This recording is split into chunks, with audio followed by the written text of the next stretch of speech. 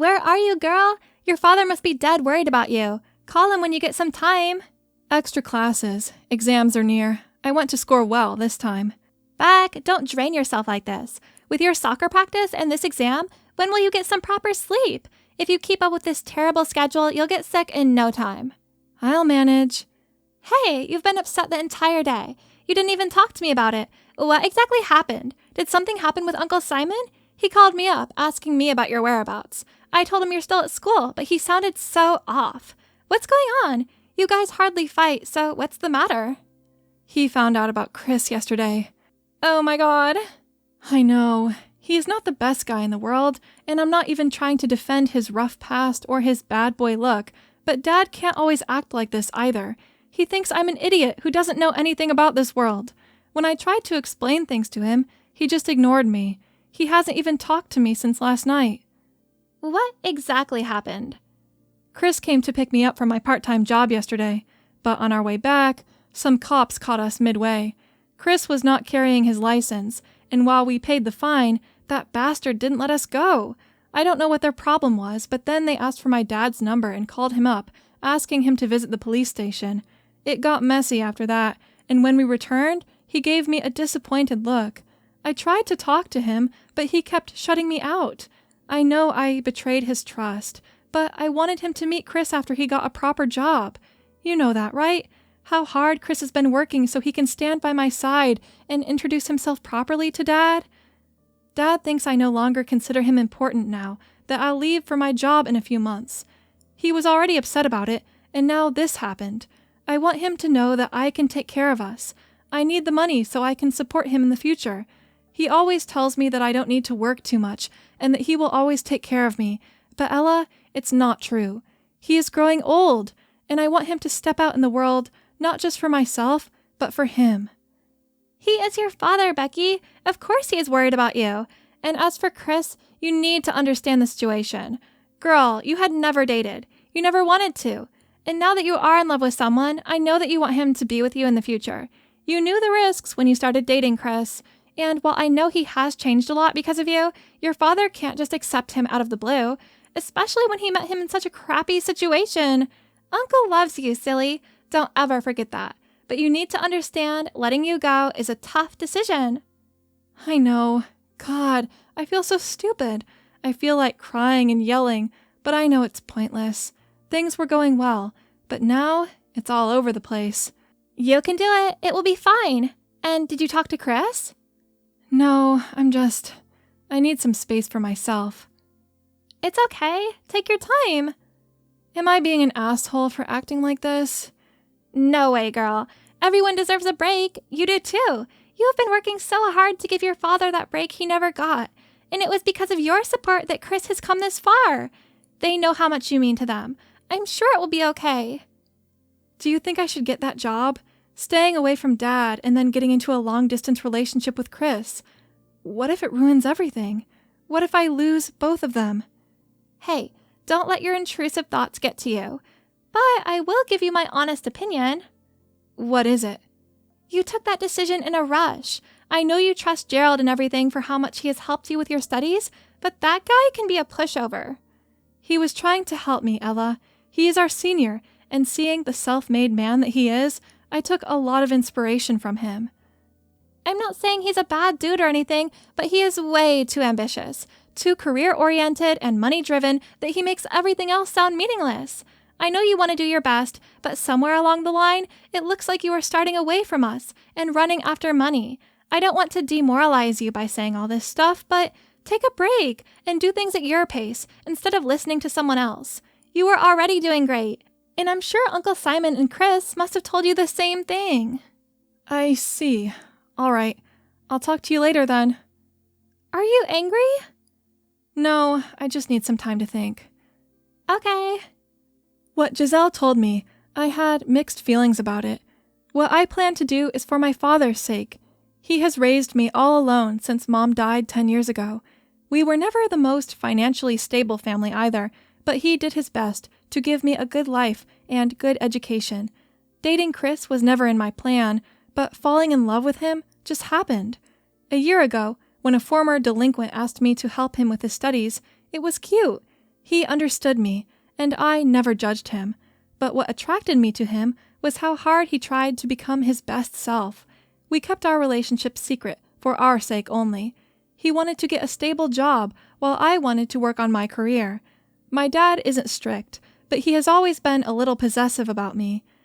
And I wanted him to meet Chris when we were both ready.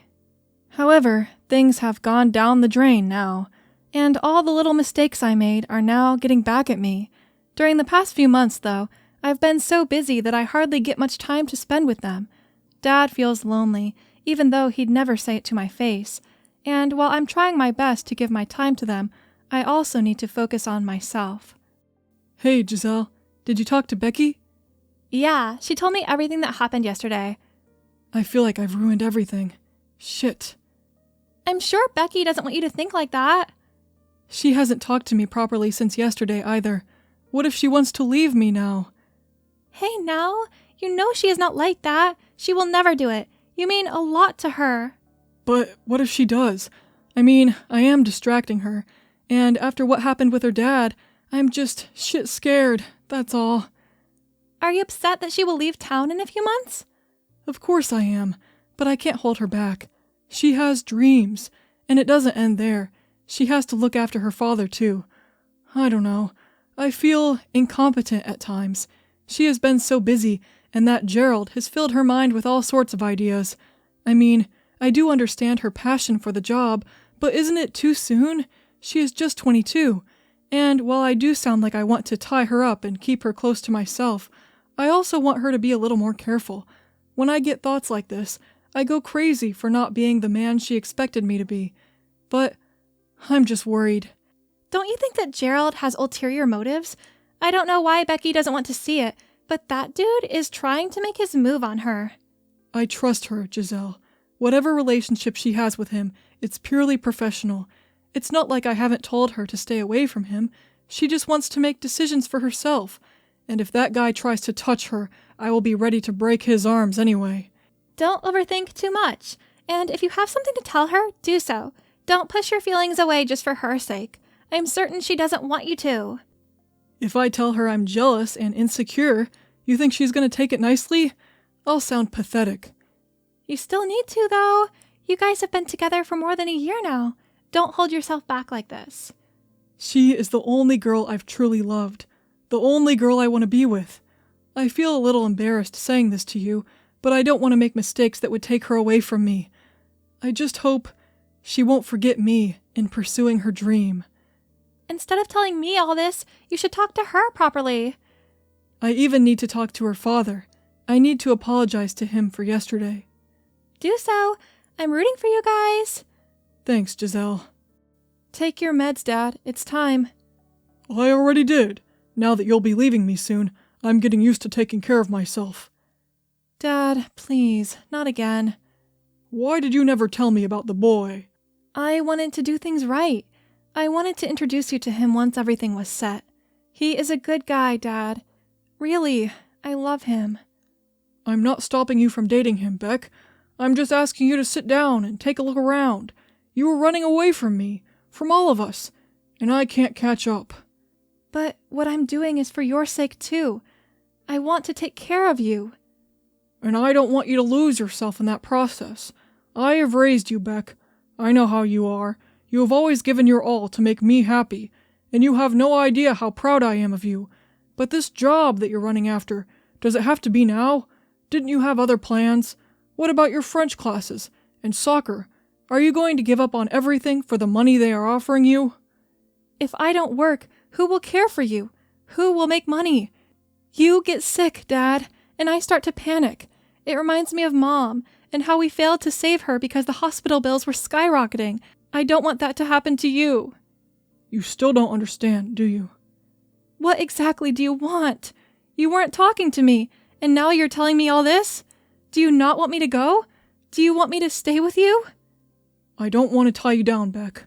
I just want you to be careful. Then why does it sound like you want to? I can take care of myself. I am taking care of myself, and I will take care of you too. Just leave me alone for now. I need time to think. We can have this conversation later. I don't know what came over me. I wanted to scream, but it'd have been pointless. All they say is that they want to take care of me. Even Chris says that. But I want to do better. It's been years, but I still blame myself for not being of any help to Dad when Mom left us. It was not enough what I did for him. He took care of me day and night and forgot about his life. So now that I'm trying to do something for him, why does he keep stopping me? And Chris, what if I end up failing and he falls out of love? What if he doesn't love me anymore because of my incompetence? I want them in my life. I don't want them to go. But why does it feel like I'm slowly losing them? Hey, Becky, where are you? Just got done with my classes. I am picking up a few notes from my professor. What about you? I'm nearby. Want to meet up? Sure. You know, you're really something. That's the most beautiful thing about you. How you always work so hard. Thanks. If you hadn't guided me, I'd have never come this far. It was all you, Becky, but I think I gave you the wrong advice. Huh? Let's get some coffee. I'll tell you there. Okay. Gerald had always been an inspiration to me. A successful entrepreneur at the age of 20, he still continued college though. I properly got to know him last semester, and since then, he has been the one guiding me toward my dream job. His words helped me push my boundaries, and I feel accomplished. When we met at the coffee shop, I asked him what he was talking about in the text. You look tired. He pointed at my face. It wasn't like that before, but now I feel like I'm the reason behind it. What do you mean? I asked, puzzled by his statement.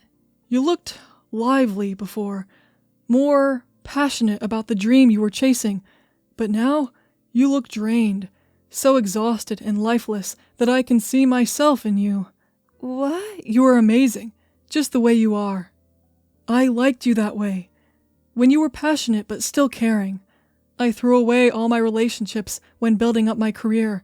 By the time I realized my mistake, it was too late, though. I don't have a family, and neither do I have friends. You're the first person I felt comfortable being around in years. Gerald, I don't understand.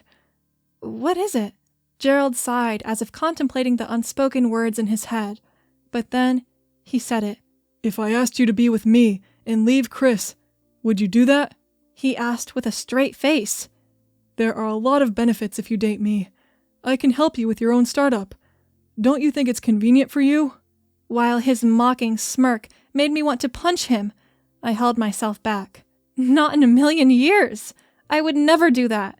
And with that said, I walked out of the shop in a fury. The entire day replayed in my mind, and I felt so frustrated. Everybody was trying to teach me something, and I got so busy learning from everyone that I forgot what exactly I wanted. I felt hopeless. I felt like running to Dad and Chris and crying my heart out. But they must be angry too, because I got so dumb and selfish. As my mind got more chaotic with my current situation, I heard Gerald calling out to me. But before I could turn around, I saw a car driving towards me at full speed. Everything happened in a second. Gerald yelling my name, the car hitting me, my consciousness slowly fading, while my last thought was of the two men I loved the most in this world. When I woke up again, I was lying in a hospital bed with bandages wrapped around my head and limbs. From what I could see, I was severely injured. Dad was beside me, and so was Chris. As I murmured their names, their attention immediately fell on me.